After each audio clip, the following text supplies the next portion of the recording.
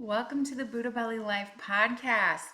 Today we are talking about the compound effect of chemicals and toxins on our body and specifically our gut, which causes issues in our entire body. You guys, this is an important topic to cover because frankly, if people fully understood, and this is how it became real to me, if we really understood the implications of all of these toxins and chemicals, okay, because toxins sounds kind of subjective, right? But chemicals on our body and our health, I can tell you right now, none of y'all would be smelling like perfumes. Uh, Places like Bath and Body Works would likely not exist. Because if you understood, and this isn't a shame session, it's just a reality check. We got to get real about the information and about the facts. And so that's what we're doing, right? You choose to take it, choose to leave it, choose to think on it, research it more yourself, go for it. But if you are somebody who cares about your health, this should matter to you. This should really matter to you if you're somebody that struggles with autoimmune conditions or any kind of undiagnosed, like especially women are often dealing with what they call invisible illness.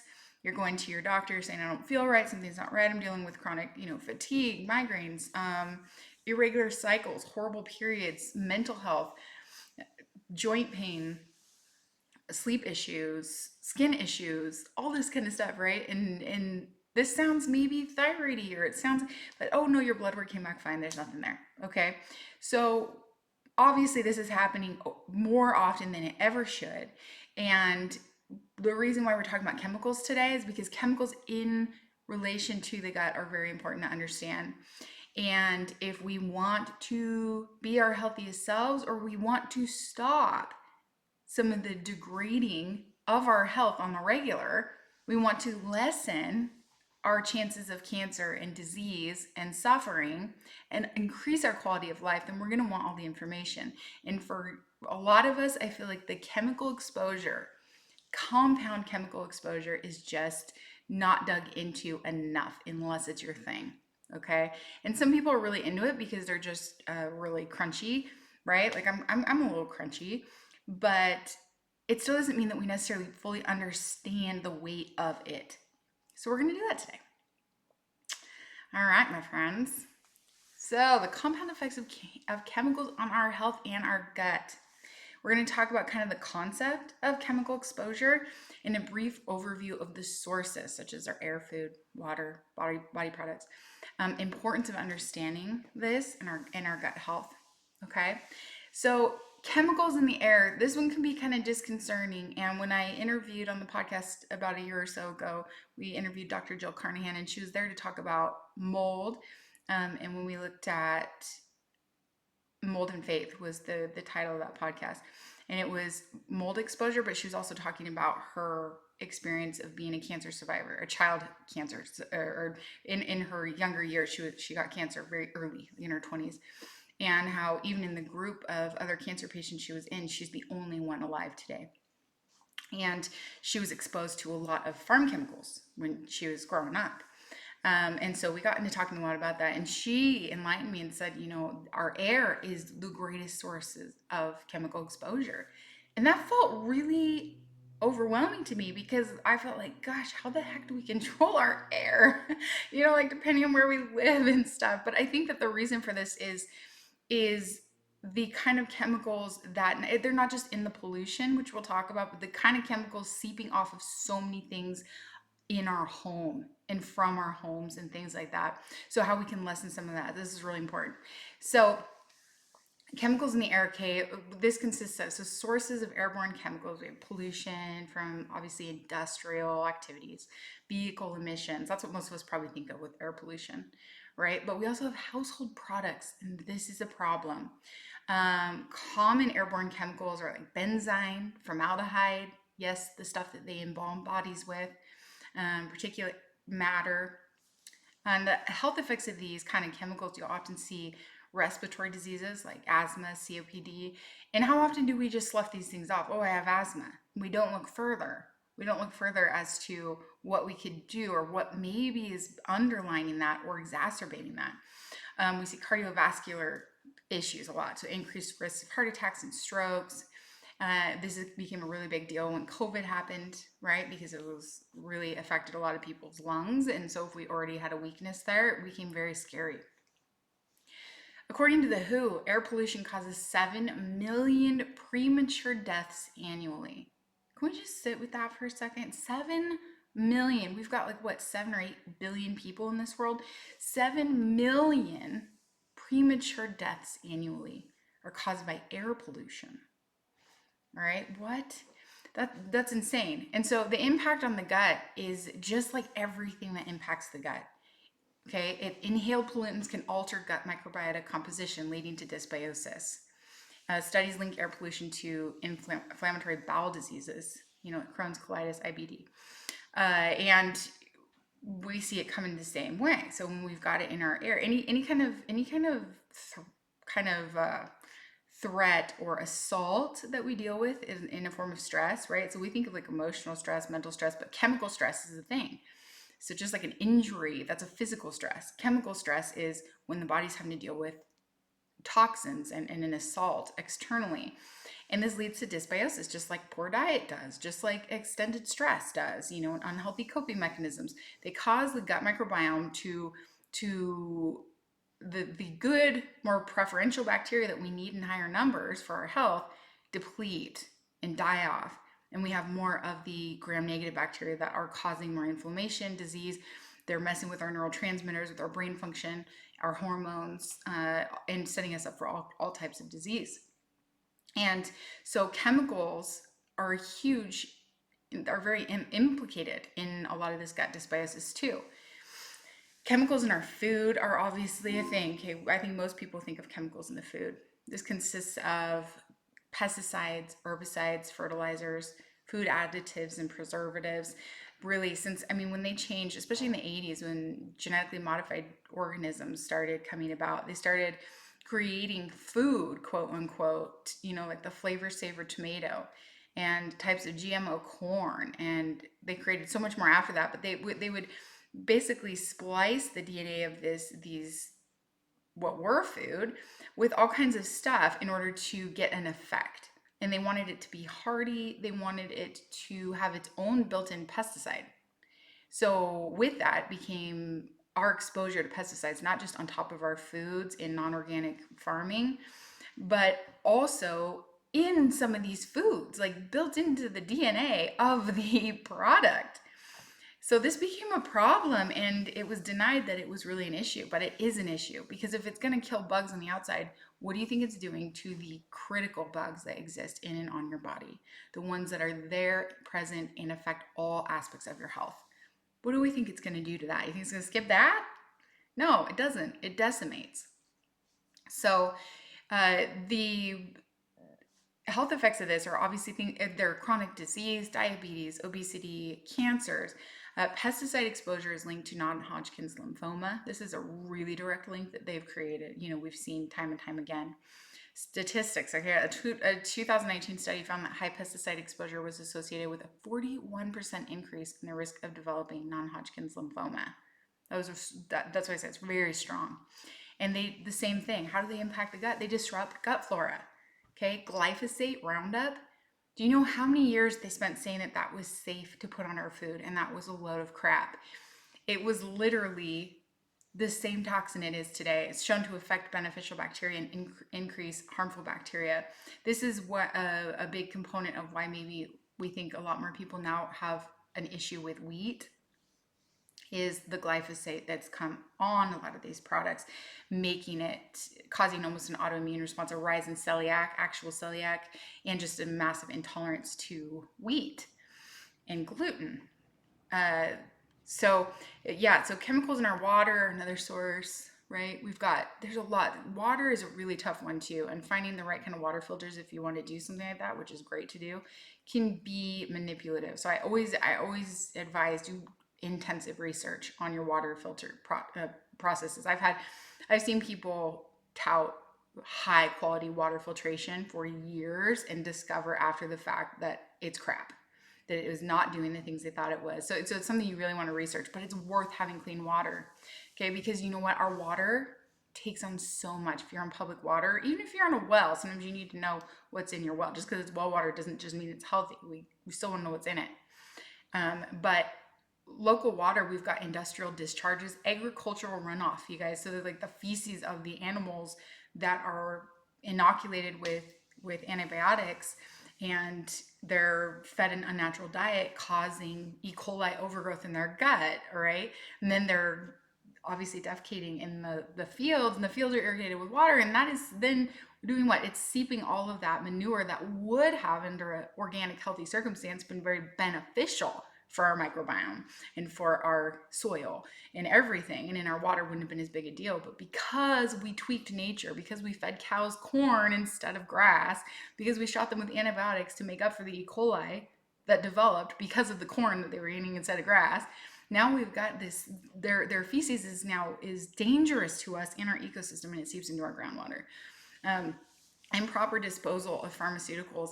Okay, I don't know what proper disposal of most pharmaceuticals really consists of. However, the pills and the that we take come out in urine, and that cannot just be filtered. We've got so much hormonal birth control, antidepressants, all kinds of things in the water system that even after the processing of the water is still present in the water.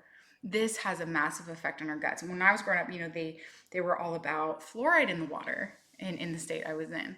And we now know that this massively disrupts gut flora. We're like, oh, it's for our teeth. Well, like, what would you rather have?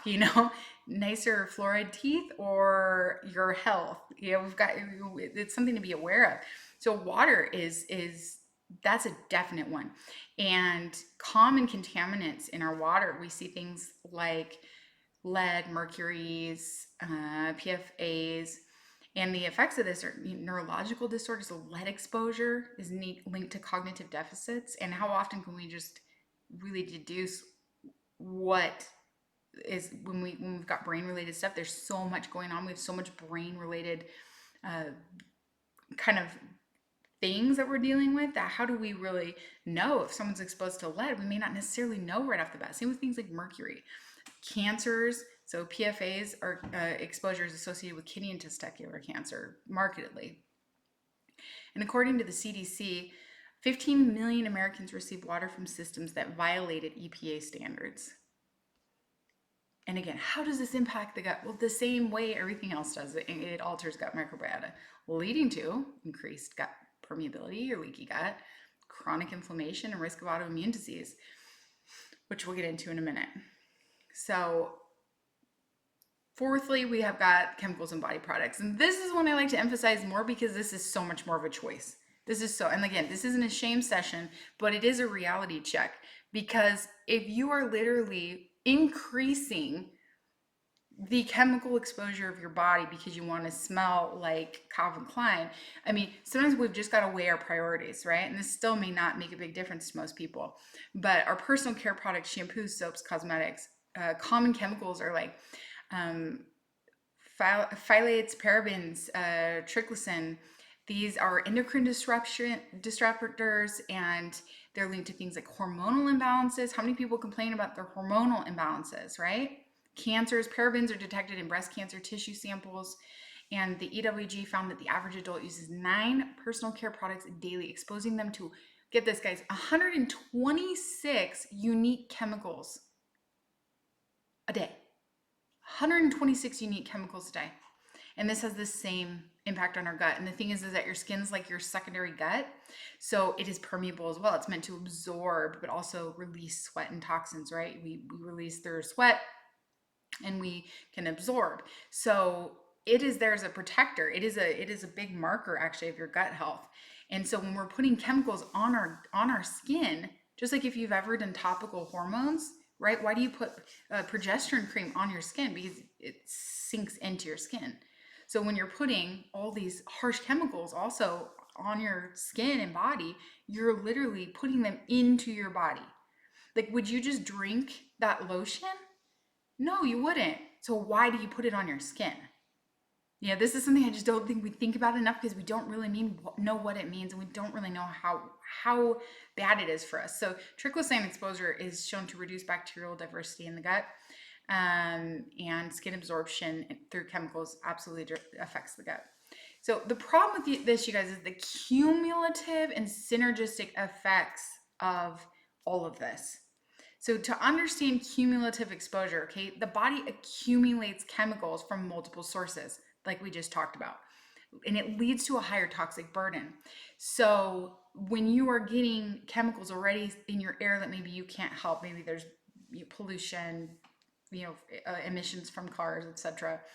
But then you're also getting it in your water, but then you're also putting it on your body, and then you're cooking it and you're eating it in your food. When we're choosing, some of those things we can make choices about much more easily. And so it's one thing to test a chemical and say this singular chemical or substance in this amount is perfectly safe for human use, consumption, topical application, whatever. But what's not tested is the cumulative exposure. Okay, but add that chemical to tons of other chemicals and increase the load greatly, and do it every single day, and tell me what happens to the body.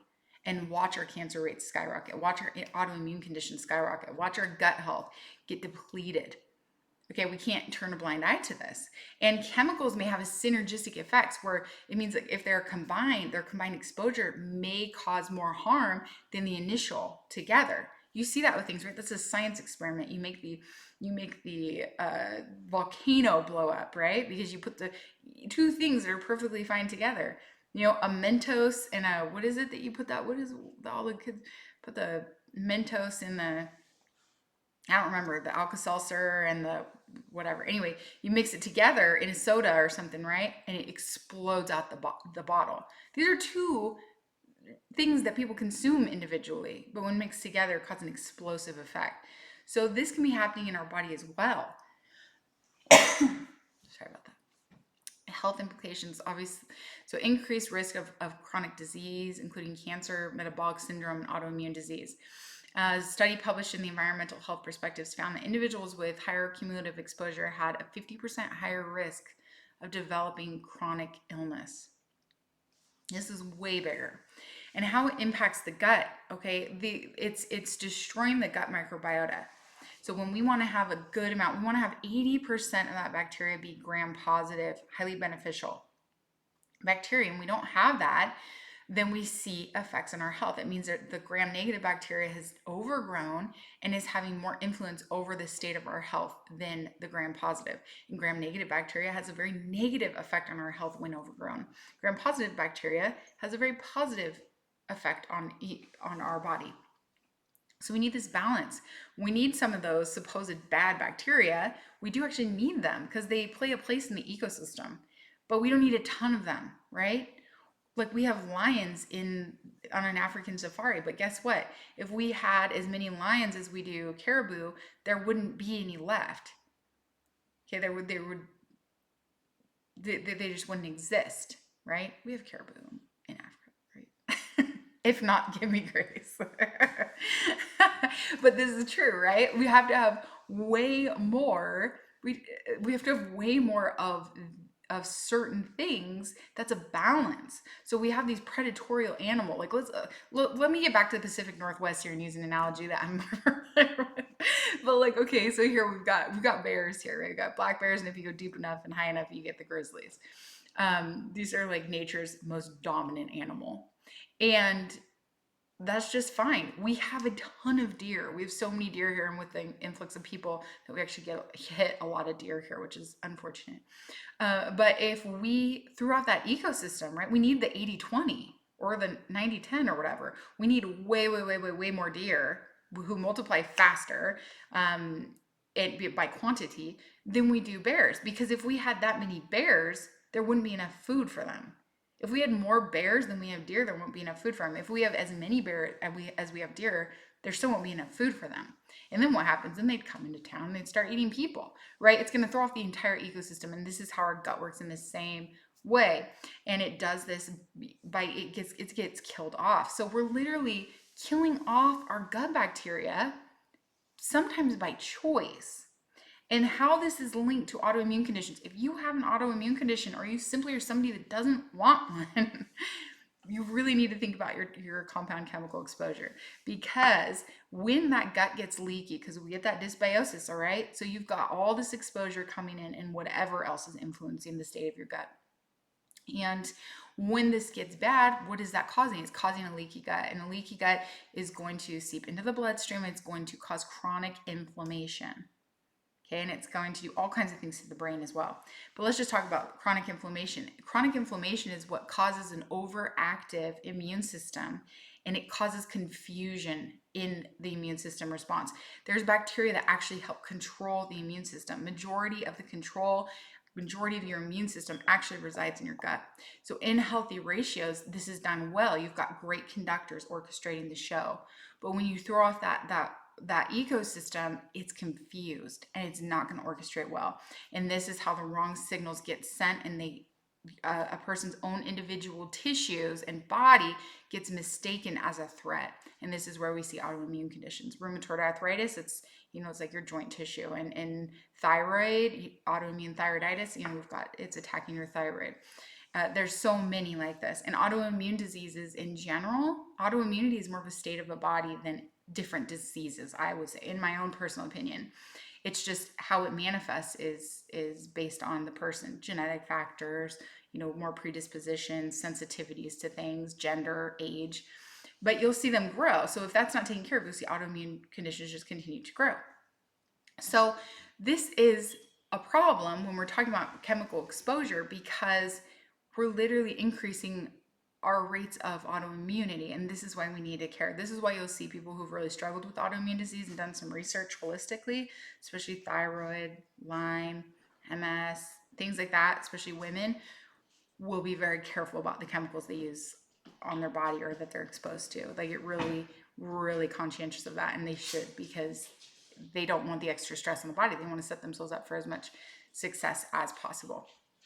Okay, so strategies for this. Okay, reduce airborne exposure, so indoor air quality. So use the right air purifiers, change them regularly with HEPA filters to reduce indoor pollutants. Increase ventilation, open windows, even in the winter, open them every once in a while, and use exhaust fans. Use natural cleaning products. This stuff, one of the biggest ways to help your indoor air quality is to not use crap that gets trapped inside your home. Products, chemicals, things like that. The less chemicals you bring into your house and use in your house, the less are going to be in your air in your home. So choose natural cleaning products, avoid aerosol sprays, limit time spent in heavy traffic areas with pollution if you can. Check air quality, plant trees and greenery. Plants are an awesome detoxification system.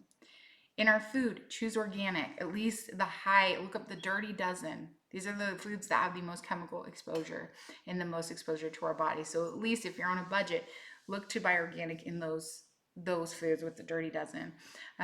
Look for organic grass-fed meats, etc. Wash your products if you need, peel fruits and vegetables when possible. But if you can buy organic, then you can get the nutrients that exist on the external. Limit processed foods. They contain so much junk, you guys, additives, preservatives. So honestly, we found Cheetos in our travel trailer the other day. We ripped out a board and they were back there. These Cheetos were there for at least 2 years on minimum. They might have been there before we had it. Like we bought it in 2020. Okay, it's 2024. So they could be like older than 4 years. And they still kind of look like Cheetos. They should be gone, okay? They're not moldy. They're not anything. They're so full of preservatives. They're not real food. If they're handling like that, they are not real food. Especially in the temperature fluctuations. You've got to be kidding me. Again, this isn't shame. It's just real talk today, right? So fake colors and sweeteners. Clean water. Use the right kind of water filters that can remove lead, chlorine, and PFAs. Consider reverse osmosis systems and research it, because like I said, there's a lot of manipulation in the water world. Store water in BPA-free containers. Avoid plastic bottles. Go for glass or stainless steel. You can test your home water supply as well. And body products. This is just big. Body products and household products. Like, avoid products containing parabens, phthalates, triclosan, and synthetic fragrances. Use apps. There's an apps like EWG Skin Deep to check out product safety ratings. Opt for products with natural ingredients, certified organic labels. Make your own personal care. I love doing this. In Buddha Belly in the book, like I have recipes for like lotion. We did deodorant that I would make all the time. And now there's even more companies that are making, and even people at farmers markets that are making clean like deodorants that actually work really good. Because for a long time they just didn't work very good. You're like picking your battles here. But it's great. So there's a lot more out there now, especially eco-friendly cleaning products without such harsh chemicals. I love things like essential oils. That's where those are really great, especially if you want to like make perfumes and things like that. Use essential oils. Pick things that are actually gonna be good for your health and for your mood. It's a game changer. So, and detoxification and avoiding, so eating a diet rich in healthy foods will help the body detoxify more. The more you support your gut health and avoid overwhelming it with garbage, the more your body's going to work for you. You're drinking plenty of water, staying hydrated, sweating. It's going to help flush toxins out of your system that you just are exposed to. Movement, exercise, certain supplements, the right probiotics, vitamin C, glutathione. These support natural detox processes. I wouldn't say get on everything like glutathione, etc., unless you've consulted with a healthcare provider, just because you don't want to oversupplement anything or interact with anything that you're on. You want to look into that. But the right probiotics and stuff, I mean, everybody can do that. Advocacy. So you just keep learning. Keep learning. If you care, just keep learning. These are really basic changes. I became a very simple person when I got into wellness. Really did get into it 15 years ago. It's like there's just a lot of things I don't do, and I don't do everything great, but I'm just much more mindful. I use way healthier makeup. I just don't wear as much makeup as maybe I would have when I was younger. And when I do, it's usually healthier stuff. I don't use a lot of soaps and junk on my skin. That's always a funny topic because I'm like that with my kids. I look out for my kids. I've always told them, I have teens now. Like I have a teenager and he needs to shower more often, like every other day for sure. He needs to shower. But I'm like, it's not the big soaps everywhere that are necessarily doing the best. Like you can use really natural soaps or just even sometimes hot water. Like I don't use soaps like that. And my skin, I'm really blessed. Like I take care of my gut so much that I don't notice. It takes a lot for my body to smell bad. It really does. I mean, it just doesn't get that bad. And I don't need to use all those products. And I'm not going to throw off the pH of my skin and my body by mistaking that that's the way to do it. And there's big misconceptions right now with the product industry really trying to sell lots of things like full body deodorant. And for the love of Pete, please research this. Okay, if you take care of your internal ecosystem, it'll really help for the external ecosystem. And messing with chemicals, covering up smells and body stuff is just really counterintuitive most of the time. It throws off the pH, it can cause further issues, it can block detoxification pathways on your body, and it just is crazy. It's rough on your skin. Your body has natural protection on that skin, and kids' bodies are real sensitive. Little kids, they don't really, they don't get like stinky armpits and stuff for a while. It's not until hormones come into play. So we just want to be mindful with a lot of these things, even with our children, that this modern idea of clean isn't necessarily healthy. Pick a clean that's healthy. Hygiene is important. It is important to me. It helps us not have as many diseases that people died from years ago that are nothing now. We can just wash our hands and not deal with some of the things that they did 100 years ago. However, it's gotten over the top and it's commercialized. And so there's a lot of selling antibiotic or antibacterial. Like if you're killing bacteria, you're not just killing the negative bacteria, you're killing the good stuff that's there to protect you. You're killing off your immune system, you're harming your gut. Every time you use an antibacterial anything, it will kill off part of your gut. It will affect your gut. It has the probability of killing off good microbes on your skin and in your gut microbiome, even through skin exposure. So we must keep this in mind to be clean, to be healthy, but we also need to keep our immune system.